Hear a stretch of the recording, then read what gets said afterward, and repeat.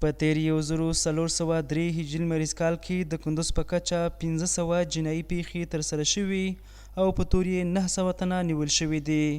د کندوز امنیه قمندانۍ ویاند جمعالدین خاکسار په وینا یاد شمېر کسان یې د بېلابېلو جنایي جرمونو، غلا، وژنې، اخلاقي فساد، قمار وهلو او الکترونیکي جرمونو په تور نیولي او له لومړنیو څېړنو وروسته یې دوسیې عدلي او قضایي ارګانونو ته سپارل شوي دي.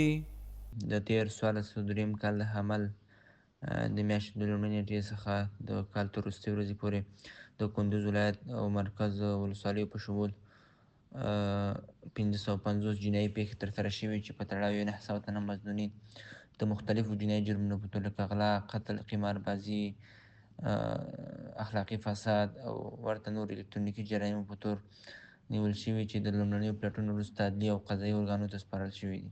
ورته مهال د کندوز ښار اوسیدونکي د امنیتي پولیسو نه ستړي کیدونکو هڅو ستاینې ترڅنګ دوی ته د هر اړخ همکارۍ ډاډ ورکوي. شکر الحمدلله د افغانستان د هرات نه تر بدخشان پورې لاړ شي، د یو کونج نه تر بل کونج وګرځي نو داسې امنیت په تاریخ کې موږ نه و لیدلی. زما 60 کاله 62 کاله عمر دی، تر اوسه داسې امنیت ما نه و لیدلی. الحمدلله ډېر خوشحاله یو که نه په ګوشه و کنار کې، په ښارو کې، په اطرافو کې هر چیرې امنیت برقراره دی. بس الله پاک دې دا حکومت دا امارت اسلامي د موږ د لاسه نه اخلي. ډېر په دې باندې خوشحاله سو. د کندوز امنیه قمندانۍ د مسؤلینو په وینا د یاد شمېر کسانو نیول کېدو سره ښار کې عامه نظم خوندي شوی چې ورسره د جنایي جرمونو کچه هم دغه ولایت کې د پام وړ راټیټه شوې ده.